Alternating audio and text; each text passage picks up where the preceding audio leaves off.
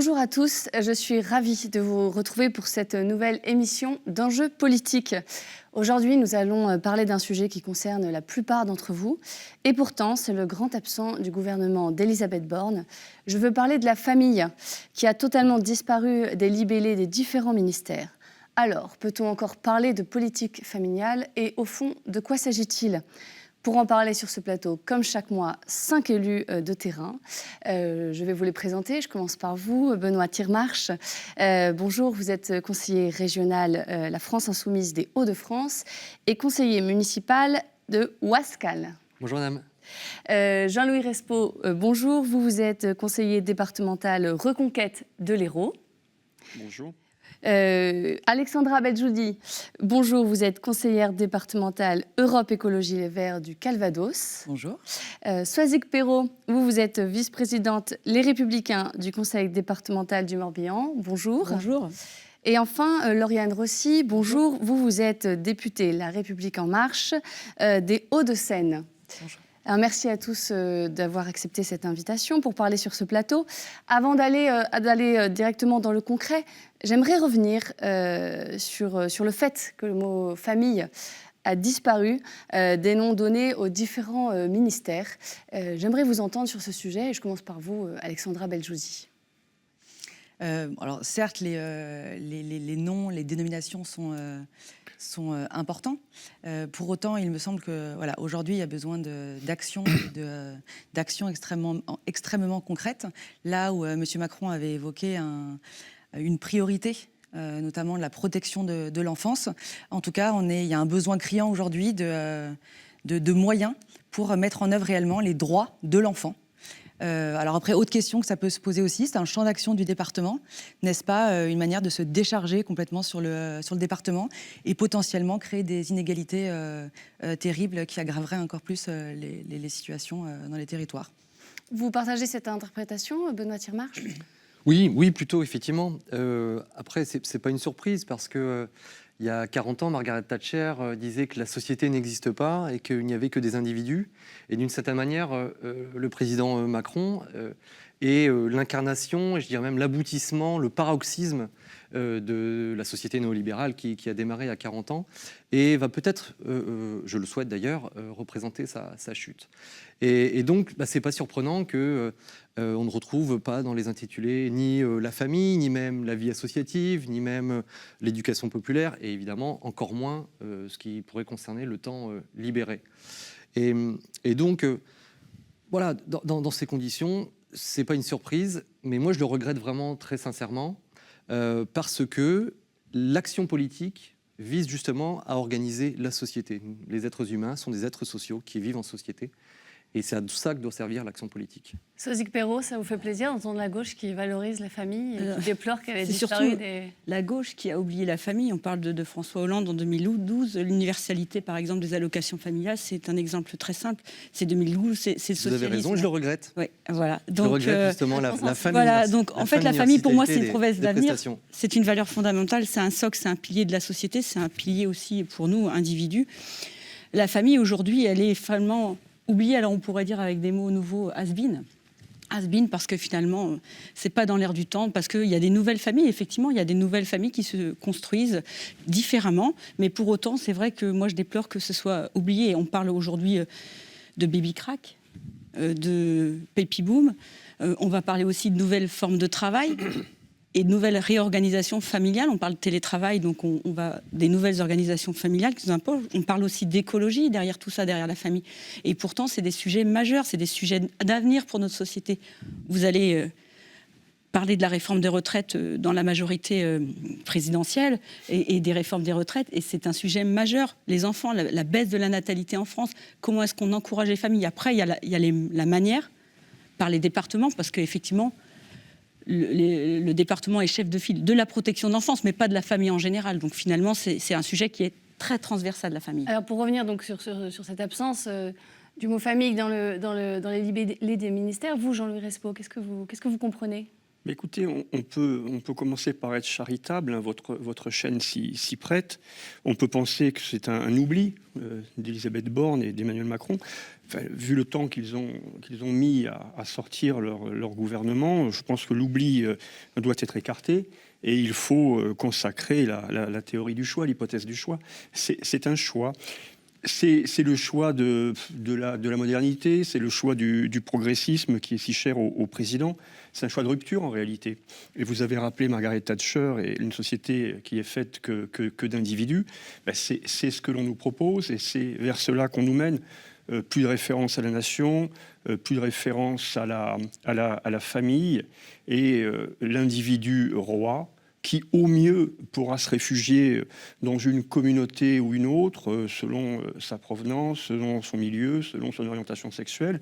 Mais la famille n'est plus l'atome, n'est plus le noyau qui construit, qui fédère la société, comme c'est depuis des millénaires. La parole à la majorité. Comment faut-il comprendre ce choix politique d'avoir gommé la famille ? Le succès des politiques publiques ne se mesure pas à l'intitulé d'un ministère. Je veux d'ailleurs rappeler que sous le quinquennat qui vient de s'achever, nous avions créé un secrétariat d'État à la protection de l'enfance, ce qui était une innovation majeure, parce que quand on parle de famille, finalement, on parle de quoi ? On parle avant tout des enfants. On en a fait une priorité. L'éducation, avant tout, en tout cas. Il y a d'autres sujets, j'en conviens, mais en tout cas, en ce qui me concerne, ma priorité, c'est les enfants et leur éducation et leur avenir. C'est pour ça qu'on se bat tous ici, quelle que soit notre formation politique. J'ajoute une chose, le ministre qui vient d'être nommé à l'éducation est aussi le ministre de la jeunesse et de la vie associative. C'est dans son portefeuille, donc la vie associative y figure bien. Pour revenir au sujet de la famille, donc un secrétariat d'État à l'enfance, et puis surtout une volonté finalement de faire de la famille une priorité, mais dans tous les ministères. Quand on travaille sur les mobilités et les transports, on travaille aussi sur la mobilité des ménages, des familles, des jeunes. Quand on travaille sur l'écologie, moi j'ai fait interdire le cantine dans toutes les cantines scolaires. C'est de l'écologie, mais ça concerne nos enfants et leurs parents. Voilà. Donc l'idée, c'est d'avoir une approche très transversale autour de la famille, des mamans, des papas, des enfants, des grands-parents, parce qu'il faut aussi penser aux seniors, aux aidants aussi. On a beaucoup fait pour les aidants. Et ça, c'est transversal. Et c'est pas un libellé ministériel, si vous voulez, qui définit le succès et l'ambition d'une politique. C'est se mettre tous autour de la table et y travailler ensemble, quel que soit le sujet. Mais alors, je rebondis sur ce côté transversal. En fait, qu'est-ce que c'est la politique familiale ? Si on pouvait la définir en quelques mots pour les téléspectateurs qui nous regardent, qu'est-ce que c'est la politique familiale en quelques mots, Soisy Perrault, par exemple ? La politique familiale, c'est très large. Vous parliez que c'était que l'enfance, mais non, ça va de la naissance jusqu'à la mort. Comment est-ce qu'on accompagne tout au long de la vie ? Parce que je pense, par exemple, il y a la protection de l'enfance, mais il y a aussi le rôle aussi des aidants dans une famille, l'intergénération. Aujourd'hui, on parle du virage domiciliaire. Le virage domiciliaire, c'est autrement dit, comment est-ce qu'on reste le plus longtemps possible à la maison. Mais pour rester le plus longtemps possible à la maison, vieillir le mieux possible et le plus longtemps possible à la maison, ça veut dire qu'à la maison, il faut être aidé, quoi. Alors nous, on a eu un dispositif concret, parce que j'entends les grands mots et puis les grands mots les grands ministères et puis l'action généraliste du gouvernement. Mais l'action concrète sur le terrain, ce sont les collectivités locales qui les menons. On vient de mettre en place, nous, au département du Morbihan, on a innové, on fait de l'innovation sociale aussi, une aide au répit qui vient accompagner, au-delà bien sûr de l'APA, de l'aide aux personnes âgées, en fait, pour l'intervention à domicile, une aide au répit de 7 500 € supplémentaires. En gros, c'est une cagnotte de 7 500 € supplémentaires pour que les personnes qui aident leur famille, qui aident dans la famille, alors ça peut être une personne handicapée, ça peut être aussi une personne âgée, pour pouvoir souffler et puis d'aller en centre de manière plus éphémère. Voilà. Alors, vous allez directement dans le concret, merci, mais j'aimerais quand même, en quelques mots, quand même, juste définir, avant d'aller dans des exemples très précis, définir qu'est-ce que c'est la politique familiale. Alexandra Beljoudi. Excellente question. Je pense qu'il y a une dimension extrêmement, on va dire, intime et une réponse très personnelle à chacun. Les personnes avec qui je choisis de vivre, les personnes que j'aime, dont je me sens proche, qui sont mon cadre de référence, avec qui j'évolue. Et à la fois, peut-être, une autre définition au sens collectif, c'est une des sphères avec l'école, avec le cercle amical, avec le cercle associatif, etc., etc. C'est aussi le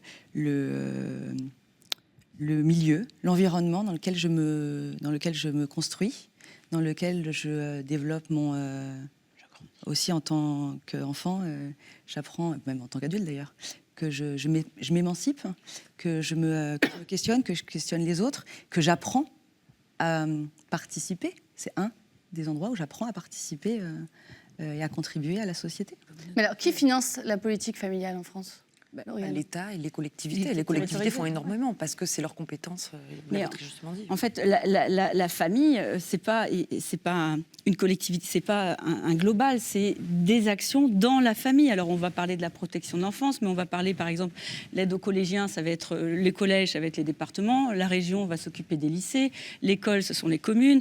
Les crèches, ce sont les communautés de communes. Alors, nous, on va intervenir différemment. Par exemple, je le vois, le département, on va soutenir quand même les crèches, on va soutenir les maisons d'assistantes maternelles, mais on va aussi soutenir des personnes âgées, on va aussi soutenir des personnes handicapées. Mais la famille, c'est tout, finalement. La famille, elle regroupe toute la société.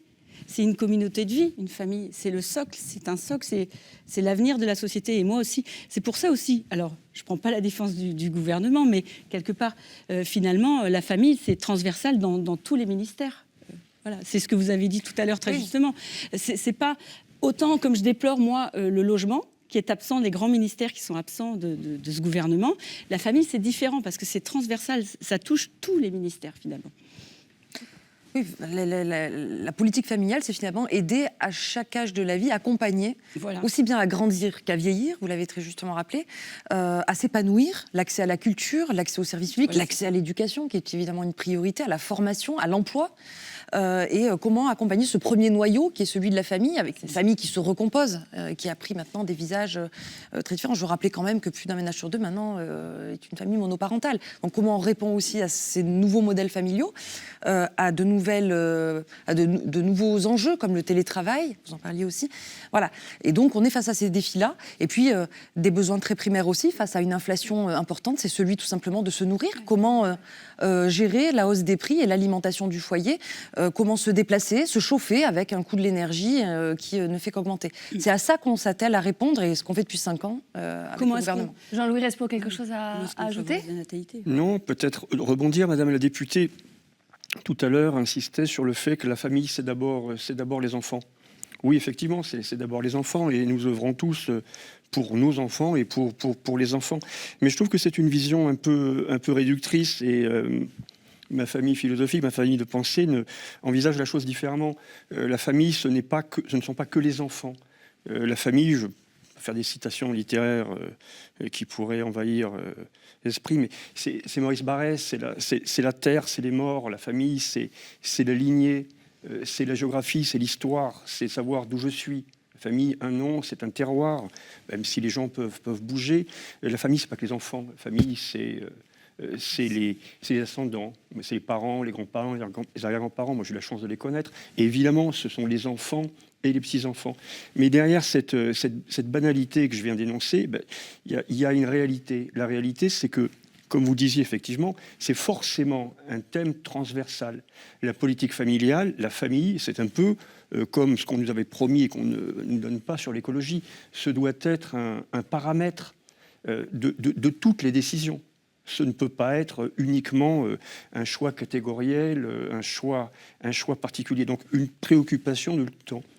Je sais que vous voulez une expérience de terrain, que je suis peut-être un peu théorique. On y viendra. Mais je vous promets que je serai plus pratique. Très bien. Et un mot pour vous, Benoît Timarche ? Oui, juste pour répondre à monsieur et sa vision conservatrice, que je veux bien respecter, hein, mais moi, pour ma part, la famille, je le vois notamment parce que c'est ce qu'on observe depuis ces dernières années, ces 10, 20, 30 ans, la famille, c'est maintenant, ça a été bien expliqué par Alexandra d'une certaine manière, c'est ceux avec qui je suis relié par des liens d'amour, d'affection, de sympathie, Et donc, c'est bien plus que les enfants, les grands-parents, les liens de filiation et les liens du sang. C'est aussi les voisins, c'est aussi les amis, c'est aussi les collègues. Et à travers tout ça, comment on fait société ensemble. Et j'enchaîne avec les propos qui ont été tenus. Évidemment, une thématique du coup très transversale, plein de sujets évoqués, vous l'avez fait, je suis en accord là-dessus. Mais moi, j'aimerais rappeler quand même l'importance de la question sociale. C'est comment on permet, dans la 6e puissance mondiale, pays très riche, comment on permet à tout le monde, aux parents, leurs enfants, leurs propres parents, comment on leur permet de vivre une vie digne, tout simplement. Et là, il y a la question urgente du pouvoir d'achat et des réponses qui doivent y être apportées. J'imagine qu'on en parlera oui, tout à l'heure. justement, effectivement, on l'a vu, on l'a deviné en vous entendant. Le sujet de la politique familiale, il est extrêmement vaste. Il a beaucoup de réalités et je voulais savoir, et donc vous m'avez donné le vôtre, mais vous, comme élu, quelle était votre attention particulière sur la famille et pourquoi? Donc vous, de toute évidence, c'est le pouvoir d'achat. Oui, le pouvoir d'achat ou même de la dignité, de l'organisation familiale. Un exemple, il y a l'urgence au niveau du blocage des prix, mais on parlait aussi de la question des retraites. Voilà. Je défends la retraite à 60 ans dans le cadre du programme de la nouvelle Union populaire. Pourquoi je défends la retraite à 60 ans et pourquoi la retraite à 60 ans est un élément fondamental d'une politique familiale, puisque le sujet d'aujourd'hui. Mais parce qu'en partant à la retraite à 60 ans, celui qui part à la retraite, il laisse de la place au travail pour ses enfants, ses petits-enfants. Parce qu'il se libère du temps pour pouvoir s'occuper justement de ses petits-enfants. Il se libère du temps pour s'occuper de ses parents vieillissants qui deviennent dépendants. Il se libère du temps pour servir la société à travers des engagements associatifs, caritatifs, dans les associations sportives et puis même dans l'engagement politique, dans tous ceux qui ne sont pas dans une carrière politique qu'on peut retrouver dans les grandes villes, les petits villages, c'est l'essentiel des conseillers municipaux et des maires, ce sont des personnes à la retraite parce qu'elles ont du temps et qu'elles mettent à disposition ce temps libéré de la société. Je ne suis pas du tout d'accord avec votre position sur la retraite à 60 ans. Moi, je trouve que c'est injuste socialement.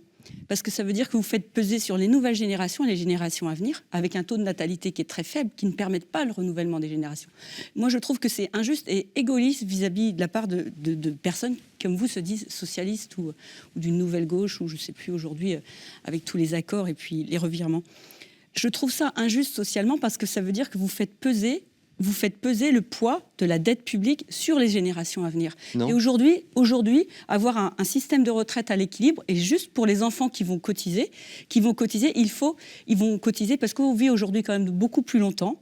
On est quand même en meilleure santé bien plus rapidement. On a un système social qui est quand même généreux. Donc, il faut être conscient de ça. Donc, aujourd'hui, je pense qu'il faut prendre... Vous voyez que d'un côté, mais en fait, je pense que cette réforme des retraites, elle est une nécessité absolue et c'est pour moi une question de justice sociale. Et je pense que le gouvernement, dans la politique familiale, a un effort, et c'est peut-être le ministère de la Santé, et de favoriser la natalité en France. Favoriser la natalité en France, pas que le ministère de la Santé, mais d'autres ministères, pour absolument que justement permettre à ce système de retraite d'être généreux et d'être durable.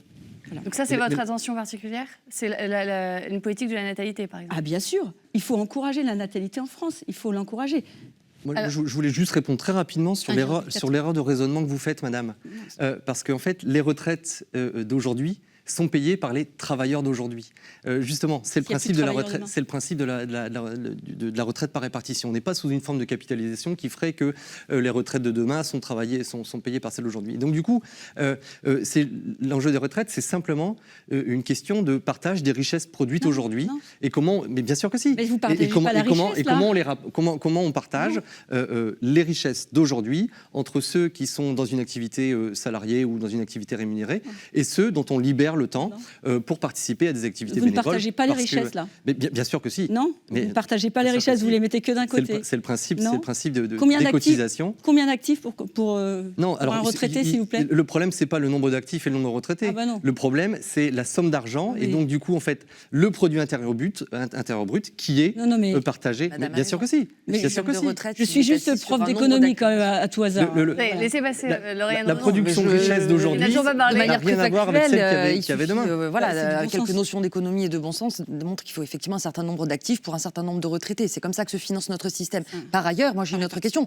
Comment financez-vous votre retraite à 60 ans? Parce que ça n'a pas été financé dans le programme que vous Alors, on défendez. peut rester sur Et la là, famille, j'y s'il vous viens, plaît. mais il y a un vrai sujet. Dans la politique familiale, c'est aussi, et vous l'avez dit, la dette que nous léguons à nos propres enfants. Il y a l'état de la planète, évidemment, dans laquelle que nous leur laisserons, mais il y a aussi la dette de notre pays qu'il nous revient, qu'il nous appartient de réduire et que nous ne pouvons pas léguer à nos enfants. Et là, vous la creusez, parce que ça n'est pas financé. Alors, Mais moi, ce alors, que je vous- si on revient sur l'intention particulière, vous comme élu, voilà, un volet qui vous tient particulièrement à cœur sur la politique familiale.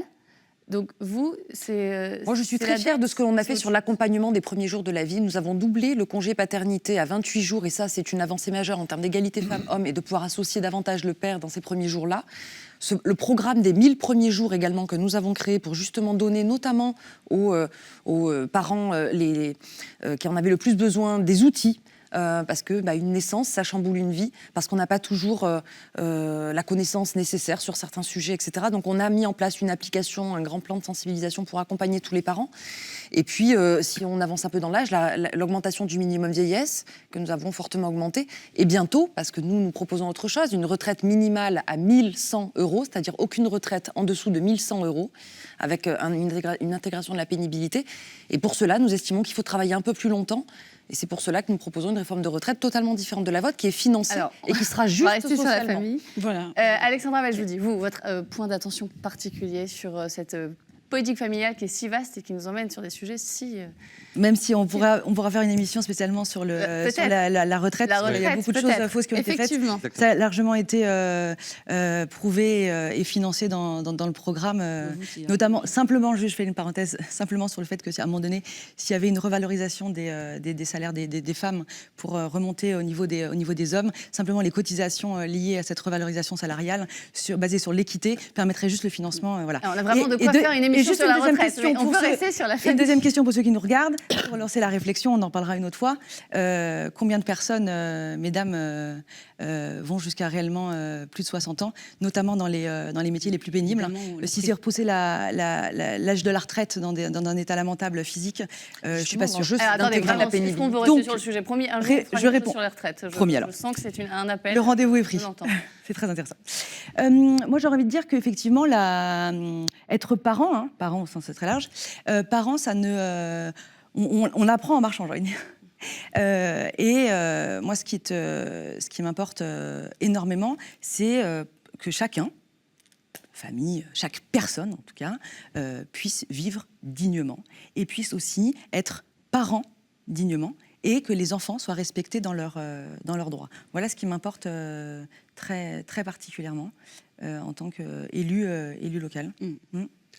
Et ça peut se traduire très concrètement, et je pense que ça va parler beaucoup à nos téléspectateurs. Un exemple concernant la dignité et le fait de pouvoir faire vivre sa famille dignement.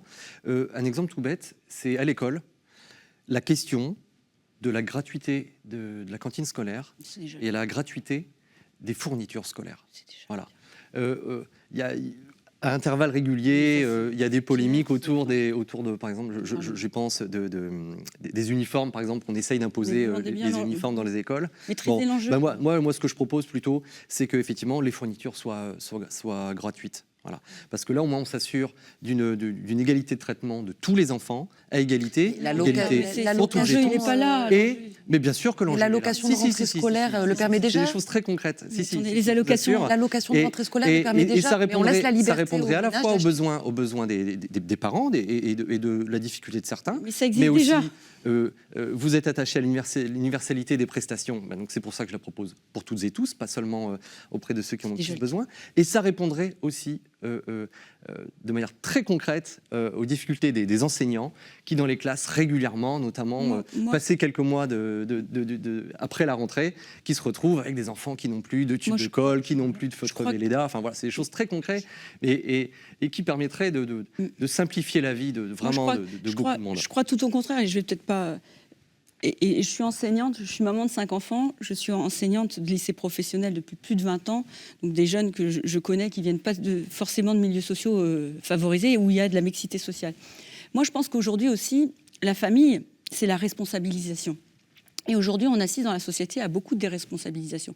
On a parlé, je me suis occupée, j'étais adjointe aux affaires scolaires, donc je sais ce que c'est que les fournitures gratuites, je sais ce que c'est que la cantine avec des accès, avec des tarifs sociaux qui sont présents. Donc il y a des efforts de fait qui sont faits par les collectivités qui sont très importants. Mais à un moment donné, aussi, il faut responsabiliser les familles, savoir ce que c'est d'avoir un enfant, de l'élever, de l'éduquer, de le sortir. On vit dans des environnements, dans nos territoires, où il y a un monde associatif qui est riche. Donc il faut aussi responsabiliser les parents. On le fait, nous, département, par exemple, avec... nous, on a environ 200 000, un petit peu moins de 200 000 mineurs sur le territoire. De mineurs, de jeunes en fait sur le territoire, et puis on a environ 4000 jeunes qui sont sous protection plus ou moins du département où on intervient pour aider les familles, pour les accompagner dans l'éducation de leurs enfants. Parfois on a des jeunes qui sont placés en famille d'accueil. On développe, nous, énormément. Plus de 66% de nos jeunes dans le département qui bénéficient d'une mesure de protection sont placés dans des familles d'accueil. Donc, responsabiliser ces jeunes dans des familles d'accueil et responsabiliser, redonner aussi le sens de la famille. Vous voyez ce que je veux dire ? Alors, Préparer, à un moment donné, on avait préparé, et vous avez parlé, le gouvernement, du petit déjeuner gratuit. Donc en fait, il fallait tout faire. Bientôt, on allait aller lire l'histoire aussi de l'enfant le soir, parce qu'il fallait un assistant pour aller lire l'histoire. Alors, donc c'est aussi responsabiliser les familles. Parce que je pense que dans vos politiques, et je vais jusqu'au bout, dans vos politiques, ce que je veux dire ici, alors je me perds un petit peu, mais ce que je veux dire ici, à un moment donné, à force de trop assister, on déresponsabilise. Et je pense que c'est le mal de la gauche, justement, de déresponsabiliser toujours. Et dépenser, sans compter, puisque vous êtes dans le... Si je peux me permettre, là, je rebondis tout de suite. C'est-à-dire qu'on n'est absolument pas dans une logique ni de valorisation du travail, d'accord, je suis désolée, ni dans une logique d'assistanat. Très rapidement. On n'est pas dans une logique de valorisation du travail. Pour tous ceux qui prétendent valoriser le travail, il y aurait alors une autre répartition de la valeur. Aujourd'hui, c'est le capital aujourd'hui qui est largement rémunéré et non pas le travail. Donc, arrêtons de valoriser le travail comme vous le faites. Vous ne valorisez à aucun moment le travail. Deuxièmement, on parle d'assistanat. Aujourd'hui, c'est pas de l'assistanat, c'est de l'individualisation à outrance, d'accord, et de la culpabilisation. Aujourd'hui, vous avez dit tout à l'heure, et là, moi, j'ai une attente extrêmement forte en tant qu'élue locale, en tant que citoyenne. On a depuis des années, à chaque fois, c'est génial d'afficher ça, de dire on va travailler en transversalité, mais évidemment sans transversalité. Mais arrêtons, on travaille systématiquement en silo, strictement en silo, d'accord, et en saupoudrage. Aujourd'hui, dans l'école publique, aujourd'hui, l'éducation nationale a une énorme responsabilité vis-à-vis de la famille, c'est-à-dire accueillir les familles au sein de l'école. Aujourd'hui, les familles sont arrêtées au niveau du portail. Elles rentrent dans l'école quand il faut parler de choses désagréables. Moi, aujourd'hui, en tant qu'élue locale, je suis, beaucoup trop à mon goût d'ailleurs, sollicitée pour le montage d'écoles privées, associatives, parce que les parents ne trouvent plus les réponses dans l'école publique. Parce que l'école publique n'est pas inclusive et n'associe pas les parents à l'éducation des enfants. Et là, il y aurait dans ce prochain quinquennat, là, un enjeu à traiter véritablement et de démontrer la véritable transversalité entre une politique familiale, une politique de solidarité, une politique inclusive et une politique d'éducation nationale. Et le rôle de l'école publique. Jean-Louis Respaud. Non, il faut remettre l'église au milieu du village et il faut que chacun soit à sa place. Moi, je suis totalement opposé à cette idée que ce serait une mauvaise chose que les parents s'arrêtent à la porte de l'école. D'abord, ce n'est pas vrai, les parents ne s'arrêtent pas à la porte de l'école. Ça fait très longtemps que c'est terminé. Les associations de parents d'élèves sont infiniment puissantes. Elles sont dans les conseils de classe, je crois, depuis les années 70. Ce n'est pas une chose nouvelle. Et l'instruction appartient à ceux qui sont compétents pour ce faire. Nous sommes ici plusieurs enseignants, je suis enseignant à l'université, et on ne peut pas mélanger toutes choses. Voilà. Les parents éduquent, l'État instruit. Ce sont deux choses complètement différentes. Les enfants sont confiés à l'État par les parents, et cela, il y a un mot qui est clair, confier. Confier, c'est un verbe dont le substantif est confiance. Donc les parents déposent les enfants à la porte de l'école en faisant confiance aux enseignants pour correctement instruire leurs enfants. Comme les enseignants font confiance aux parents pour mettre à leur... que les enfants arrivent correctement éduqués et soient perméables au savoir, à l'instruction qu'on va leur apporter. Il ne faut pas mélanger les choses, à chacun sa tâche. Je crois que le problème, c'est que tout est mélangé depuis des décennies dans ce pays. Et la déresponsabilisation, elle est là. Elle est là. Je suis d'accord. Lauriane Rossi. Oui. Sur la démocratie scolaire, parce que moi je pense qu'il y a effectivement, je vous rejoins un petit peu, sans doute davantage de démocratie à installer autour des temps scolaires et périscolaires. Néanmoins, je vous rejoins, les parents sont quand même beaucoup plus associés qu'auparavant, qu'il y a 1 ou 2 décennies, dans la vie de l'école. Parfois, alors certains vous diront trop. Moi, en tout cas, hommage à nos enseignants qui, justement, jouent ce jeu-là et chaque jour associent les familles, les parents, etc., à la vie de l'école. Et nous avons d'ailleurs voté une loi il y a 1 an et demi, de mémoire, sur le statut du directeur d'école et sur la vie de l'école qui, justement, favorise d'ailleurs ces interactions et cette démocratie scolaire. Mais c'est un point important. Il y a un sujet dont on n'a pas parlé et qui, moi, me paraît extrêmement important. Vous parliez d'ailleurs du taux de natalité et ça a un impact. C'est le mode de garde aussi. Avant même de parler de l'école, c'est finalement entre 0 et 3 ans. Qu'est-ce qui se passe ? Et là, clairement, il y a un enjeu. Nous souhaitons mettre en place un droit de garde. Pardon ? Il y a un enjeu et il y a un échec. Un échec, mais collectif, j'ai envie de dire, mais dans bon nombre d'endroits. Je termine mon propos. Allez-y. On n'a pas assez aujourd'hui de places en crèche, c'est une évidence. Nous avons aussi des assistantes maternelles en grand nombre et sans doute il en faudra davantage pour justement soulager les parents dans cette phase de la vie de 0 à 3 ans et leur permettre de reprendre une activité professionnelle dans les meilleures conditions qui soient, si elles le souhaitent, il ou elle le souhaite, et d'être soulagés avant que l'enfant n'intègre l'école. À un coût raisonnable, parce que se joue là aussi une question de pouvoir d'achat. Et aujourd'hui, moi je vois dans ma circonscription des mamans ou des papas qui me disent finalement, on ne reprendra pas le travail. Parce qu'on n'a pas eu de place en crèche et parce que l'assistante maternelle ou la nounou, c'est trop cher. Et donc, ils renoncent finalement à une activité professionnelle et ils renoncent parfois au 2e ou au 3e enfant à cause de cela. Et ça, on ne peut plus l'entendre. Et donc, on souhaite en faire une priorité, créer davantage de places en crèche, créer ce droit de garde opposable. C'est extrêmement important. Et je pense qu'il faut aussi réfléchir, du point de vue des assistantes maternelles, aux conditions d'agrément. Moi, je suis dans la métropole du Grand Paris. Les logements sont très petits, ils sont extrêmement chers. Et donc, elles ne peuvent pas garder beaucoup d'enfants parce que l'agrément est lié à la taille du logement. Donc, il faut qu'on ait une approche différenciée aussi, en fonction des territoires, par rapport à cela. Mais il y a une vraie question autour du mode de garde, et donc du taux de natalité, et même de la productivité de notre pays. Alors, je peux me permettre une question. Qu'appelez-vous le droit de garde opposable ? La possibilité pour tout citoyen, puisqu'il existe aujourd'hui un droit opposable au logement, d'avoir un droit opposable au mode de garde, et que, quel que soit le territoire dans lequel vous vivez, quelle que soit votre origine sociale, vous ayez une solution de garde qui puisse vous être proposée dans la ville dans laquelle vous vivez. Et l'État mettra les moyens nécessaires pour aider les collectivités qui font énormément là-dessus, sur place en crèche et l'aide aux assistantes maternelles. Nous mettrons davantage de moyens pour que ce droit soit opposable partout. Alors, l'analogie avec le droit au logement opposable est formidable parce que le droit au logement opposable existe. Est-ce que chacun a un logement ? Est-ce qu'il n'existe pas des sans-toits ? Donc il faut arrêter. Sûr, malheureusement. Il faut arrêter avec ces fictions, d'imaginer que l'on peut décréter que le droit est tout puissant. Que proposez-vous alors de ne rien faire ? Nous, au contraire, on prend ce sujet à bras le corps. Je peux vous en parler. Peu importe, professeur de droit. Parle en tant que maman. Moi, j'ai une fille de 6 mois. Je suis très heureuse d'avoir une place en crèche. Ça n'est pas le cas de beaucoup de mamans. Oui, non, mais le droit est une machine à fiction. Si le droit a envie de dire qu'il y a un pigeon dans l'immeuble, il le dit. Là, je parle de moyens. Au-delà du droit, c'est les moyens que nous devons. Justement, vous ne parlez pas de moyens. Si, je viens de vous en parler. Droit au logement opposable. Ce droit n'a de sens que si nous mettons des moyens. C'est cela que nous voulons. Droit de garde opposable. Et moi, c'est le reproche que je fais au premier mandat du président Macron. C'est qu'il avait fait une grande promesse de 30 000 nouvelles places en crèche. Et bilan, au bout de 5 ans, il n'y en a eu que 15 000. Voilà. Il est là. Vous évoquez la question des logements trop exigus, notamment en région parisienne. Moi, je mets en garde. Parce qu'il y a déjà eu y a déjà eu une dérégulation et qui fait que pas les quotas, mais enfin le nombre de places disponibles, etc., par assistance maternelle ont été augmentés. Et donc, du coup, ça met en jeu la qualité de la garde qui est proposée. Bon, en termes de réponse, effectivement, l'enjeu, c'est pas 30 000 places qu'il faudrait, c'est presque 500 000 sur un quinquennat pour pouvoir répondre réellement à toutes les demandes. Et il faut faire en sorte que, pour simplifier mon propos, on a réussi à rendre la scolarité gratuite de 6 ans, 3 ans maintenant, jusqu'à 16 ans. On doit faire la même chose de 0 à 3 ans avec des modes de garde. C'est exactement Des modes de déjà garde. le cas. Et donc mode de garde déconnecté. avec et qui doit répondre aux choix des parents. Place en Alors, crèche.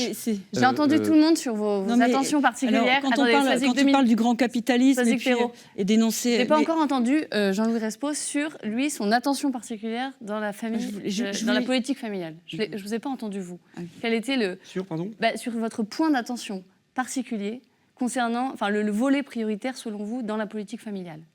Mais c'est ce qu'on disait tout à l'heure, c'est une transversalité, la famille. Donc vous donnez des mesures phares comme ça, c'est difficile. Mais je suis conseiller départemental. Je suis conseiller départemental, je suis donc tenu, comme chacun d'entre nous, qu'on soit député, conseiller régional, conseiller départemental, élu municipal, on est tenu par des compétences.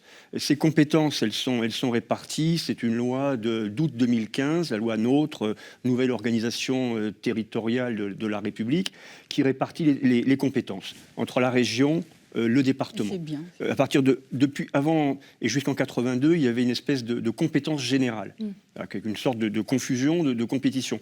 Maintenant, les compétences sont clairement réparties. Département, il a en charge ce qu'on pourrait appeler les solidarités et la cohésion territoriale. Et là-dedans, vous déclinez, vous avez l'action sociale, vous avez logement, aménagement, vous avez éducation, vous avez la vie associative, qu'elle soit culturelle ou sportive, les services incendies. Vous voyez que c'est absolument très large.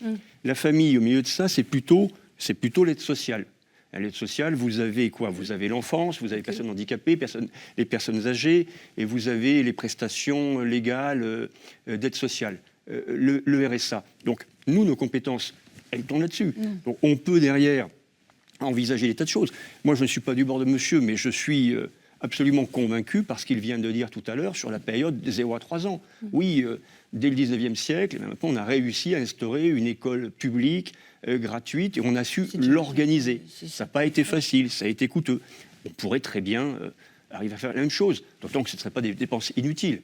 Là, on serait sur une véritable politique familiale. Vous parlez de choses qui existent, mais vous parlez de choses qui existent déjà, mais ça existe déjà, le quotient familial pour calculer le coût d'une journée en crèche, mais aujourd'hui, il y a des personnes qui... Mais c'est pas ça la question, Non, c'est pas de savoir qui paye, comment on calcule, c'est de savoir si c'est de faire de la question Oui, mais la crèche de la est petite déjà enfance, une gratuité quasiment. que tout le monde soutient la proposition du président de la universelle, en République fait. de développer et donc gratuite. Non, mais... Parce que... Oui, mais le tout gratuit, Non, tout le est tout gratuit avec vous. n'existe Le pas. tout Il n'y a pas de gratuit. gratuité. Oui, Il y a un parce que- service mais- public offert, mais il n'y a pas de service public Non. gratuit. Ah, le tout C'est le gratuit. contribuable qui paye un service public. Voilà, je suis d'accord. on met en commun, on Soit vous décide l'offrez, collectivement. c'est on un décide choix, mais Au il final, il y a jamais toujours gratuit. quelqu'un qui paye. Au final, il y a toujours quelqu'un qui Bien paye. sûr. C'est le contribuable ou le grand capitalisme, comme vous dites. Parce qu'aujourd'hui, on est quand même dans un système Et donc- social français, un modèle social qui est généreux et qui redistribue. Et aujourd'hui, il faut en avoir conscience. Alors, la politique Mais l'enjeu, familiale... c'est justement de Pour faire payer le non, grand capital. Pour comme le vous dites. département, il va intervenir très largement pour la famille, puisque on parle des déplacements, on parle du logement,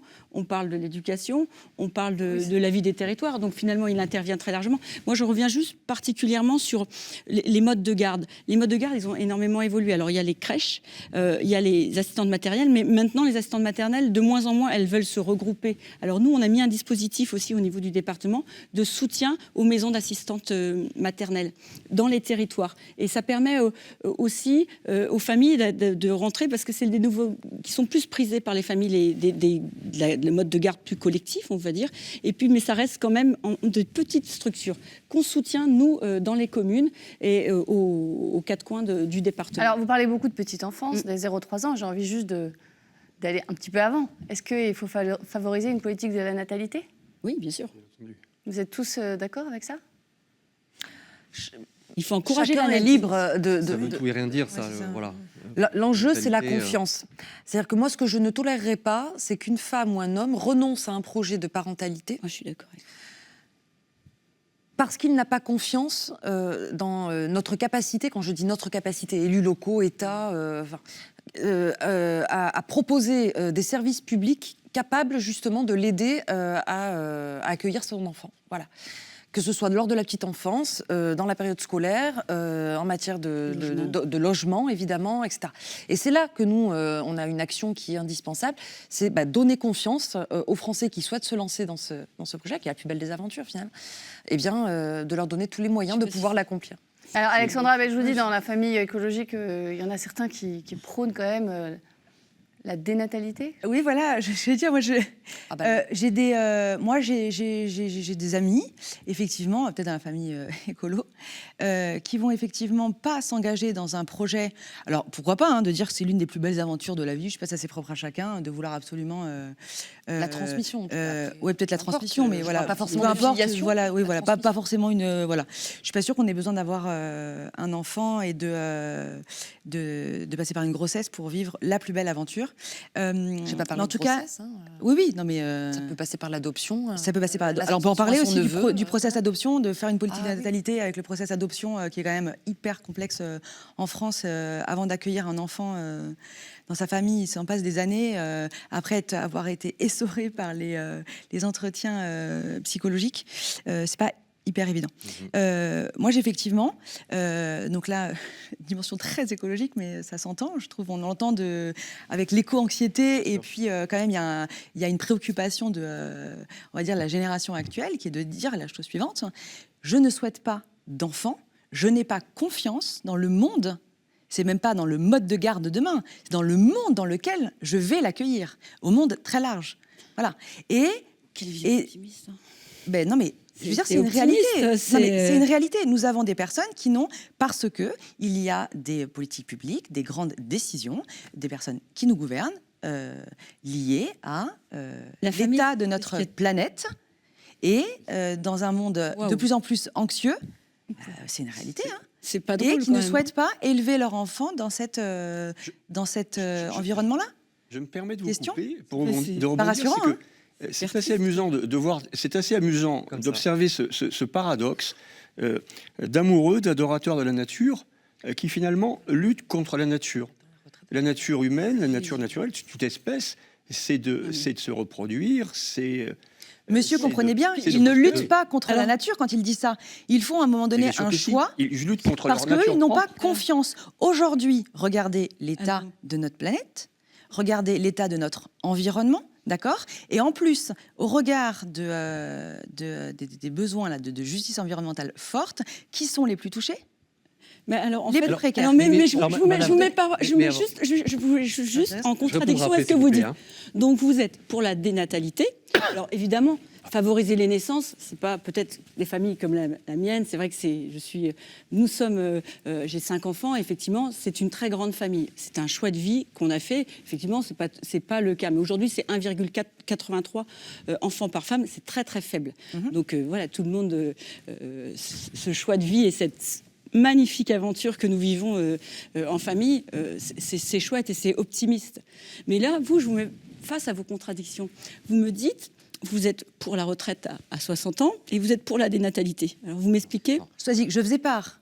Excusez-moi, mais ici, il me semblait qu'on était dans une émission où on faisait part de témoignages. Moi, je raconte les personnes que je rencontre au quotidien et ce qui se dit. Aujourd'hui, il y a quand même cette... je veux dire, on est plus d'un à l'avoir entendu, c'est hyper intéressant. Alors après, ce qu'aussi, on peut pas avoir aussi, enfin, réflexion lancée, une réflexion au-delà des frontières. C'est-à-dire que nous, on va avoir une politique de natalité, d'accord, qui va servir des enfants dans un fort confort, on le disait, dans un pays extrêmement riche.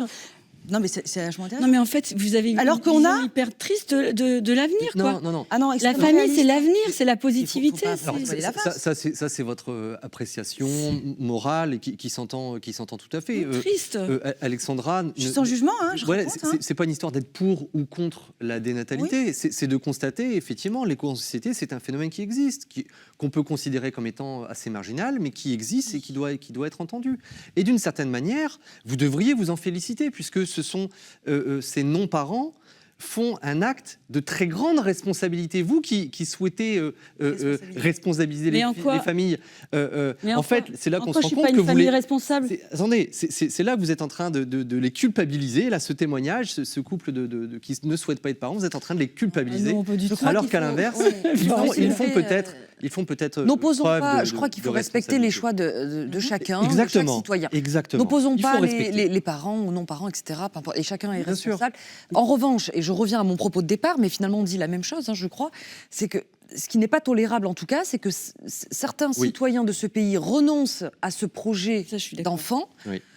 Parce qu'ils ont peur pour l'avenir de notre planète, parce qu'ils ont peur des fins de mois et de ne pas pouvoir les boucler, et donc de ne pas pouvoir assurer vis-à-vis de leurs enfants. Voilà. Et ça, c'est notre rôle d'élus, quel que soit notre bord, eh bien, que d'y faire face et que de les rassurer, de leur donner confiance et de leur donner l'espoir. L'espoir à la jeunesse, mais l'espoir aussi aux parents qui ont envie de... Alors j'aimerais bien aborder un autre sujet. Vous avez dit le mot filiation. Vous le savez, l'Église a manifesté son opposition à l'évolution du modèle de filiation. Moi, j'aimerais vous entendre là-dessus. Je vais commencer par vous, Jean-Louis Respaud. Sur quelle question particulière? L'évolution du modèle de filiation. Voilà, qu'est-ce que ça fait partie de la politique familiale? La PMA ouverte pour toutes les femmes, peut-être la future GPA. Moi, je ne vais pas vous étonner dans mes réponses. J'ai cité tout à l'heure Maurice Barrès. Moi, je suis attaché au temps. Je suis attaché au temps long, à la lignée. Et je regarde ce qui s'est fait dans le passé. Et je pense que le modèle familial qui est le père, la mère, les enfants, quelque chose qui relève de l'ordre des choses. Ensuite, qu'il existe d'autres modèles de famille. Il ne faut pas être aveugle. Et même en observant dans le passé, les causes de mortalité étaient telles que le veuvage, par exemple, n'était pas du tout quelque chose à la marge. Et des familles monoparentales, il n'a pas eu besoin d'attendre la modernité pour pouvoir les observer. Beaucoup de veuves et des veuves qui observaient leurs enfants. Et donc, des femmes seules qui élevaient leurs enfants, des hommes seuls qui élevaient leurs enfants, soit, pourquoi pas, donc des enfants privés du modèle du père ou des enfants privés du modèle de la mère, ça a toujours existé. Il faut pas se leurrer, c'est pas la modernité qui l'a inventé. Mais attention, à ce moment-là, le principe était la cellule familiale. Et il y avait, par voie exceptionnelle, il y avait par accident de la vie, la maladie, la guerre, l'accident, il y avait d'autres modèles, d'autres structures familiales possibles. C'était une chose, c'était un fait. Attention à ne pas aller à l'inverse, à faire la promotion d'autres modèles pour les rendre concurrents du modèle qui a fait ses preuves. Parce qu'il nous a permis d'être là, il a permis de construire notre humanité. Benoît Tirmarche. Moi, la seule chose qui m'importe, c'est la quantité d'amour qui est partagée. Voilà. Si, quelle que soit la forme de la cellule familiale, le principal, c'est qu'il y ait de l'amour dedans, qu'il soit partagé, qu'il soit développé, grandi, augmenté. Et à partir de ce moment-là, c'est le principal. Je pensais que vous voulez je suis d'accord avec vous, l'amour, c'est ce qu'il y a d'important. Aujourd'hui, la famille, elle a grandement changé. Ça peut être des mamans solo, des papas solo, deux papas, deux mamans. Voilà. Aujourd'hui, l'amour et puis l'éducation. Parce que l'amour n'est pas suffisant aussi, je pense. En tant qu'enseignante aussi, je le vois. Je vois des enfants qui ne manquent pas d'amour, mais qui manquent... on a tous une éducation, mais qui ont des manques.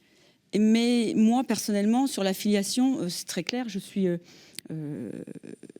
favorable à aider des femmes qui ont envie d'avoir des enfants parce que par la science, les aider par la science, oui, donc favorable à la PMA. La GPA, je suis plus mesurée. Et je suis très favorable aussi à aider beaucoup plus à assouplir les procédures d'adoption. Aujourd'hui, en France, c'est difficile, mais c'est lié aussi à notre politique familiale et d'allocation familiale qui fait que des enfants adoptés sont de moins en moins nombreux. Voilà, je suis pour la famille, l'amour dans la famille, l'éducation et l'optimisme. Vous voulez ajouter quelque chose? Oui, non, mais loin de moi l'idée de penser qu'il ne peut y avoir amour que dans une construction traditionnelle de la famille. Évidemment qu'il peut y avoir de l'amour et on le souhaite et on l'observe. Je vis dans le monde moderne, même si je ne l'aime pas spécialement. Mais attention quand même, encore une fois, à ne pas faire la promotion d'autres modèles et à ne pas se laisser aller à ces idées qui sont de dire puisque je le veux, alors je dois le pouvoir, et à se laisser aller à une forme d'individualisme, parce que sinon, on en revient à ce que vous dénonciez, on tombe 40 ans en arrière, et c'est Maggie Thatcher. Alors, on arrive bientôt au terme de cette émission. J'aimerais encore vous laisser la parole très rapidement chacun, mais voilà, quelles sont vos attentes dans la politique de la famille pour les mois à venir? Voilà, vraiment, en quelques mots, chacun. Alexandra Beljouzi, par exemple. Je le redis à chaque fois, c'est important ce qu'on fait, et c'est également important comment on le fait. Aujourd'hui, on a besoin plus que jamais de démocratie vivante et de co-construire nos politiques publiques. Rien de tel pour être pertinent, précis et réussir la bonne distribution de l'argent public que de, à minima, se concerter, voire co-construire et voire même co-décider les politiques publiques. Et c'est que dans les territoires puissent s'organiser des états généraux, des rencontres, des grandes concertations réelles, bien sûr, pas affichées et non tenues derrière. Nous avons un spécialiste. Voilà. Benoît Tirmarche. Ouais. Moi, pour conclure, je regrette qu'on n'ait pas évoqué la question de la santé, par exemple. La maternité, bon, le temps était limité, et notamment, moi, il y a un indicateur qui m'inquiète beaucoup, c'est l'augmentation de la mortalité infantile, qui est très inquiétant, notamment pour la 6e puissance mondiale. Et donc, j'espère que je fais le lien avec la question de la maternité et donc la question de l'hôpital. Il y a, voilà, c'est pas normal qu'il y ait la moitié des maternités qui est fermée en 20 ans, que le nombre de femmes qui se situe à plus de 45 minutes d'une maternité a doublé dans la même période. Et donc, il va falloir mettre des moyens considérables dans l'hôpital en général et tout ce qui concerne à la fois la maternité et puis le quatrième âge de l'autre côté. Lauriane Rossi, rapidement. Je souscris évidemment ce qui vient d'être dit, la santé, la démocratie. Moi, c'est aussi l'égalité des chances qui motive mon engagement et mon parcours et mon mandat jusqu'à présent. C'est pour ça que je me bats, y compris dans cette circonscription, permettre à chaque famille et chaque enfant de pouvoir s'accomplir, quel que soit l'endroit où il naît, où il grandit et quelle que soit son origine sociale. Voilà, donner cette possibilité à tous. Soazic Perrault. Moi aussi, c'est créer un environnement familial, un environnement favorable autour des familles pour assurer le renouvellement des générations. Et je rejoins ce que vous dites sur la santé. Il y a un sujet aussi majeur sur lequel on doit tous porter, c'est le cancer des enfants, les cancers pédiatriques. Et ça, c'est un sujet majeur sur lequel nous devons aller. Alors Jean-Louis Respaud. C'est redonner sa place à la famille et à l'autorité qui va avec pour que les enfants soient correctement cadrés, encadrés et qu'on puisse ensuite vivre entre citoyens qui se respectent et qui respectent également évidemment les lois, c'est important. Écoutez, ça sera le mot de la fin. Merci beaucoup d'avoir accepté notre invitation pour venir sur ce plateau. Merci à vous de nous avoir suivis depuis chez vous. Vous le savez, vous pouvez retrouver cette émission sur notre site internet ktotv.com. Quant à moi, je vous dis rendez-vous le mois prochain.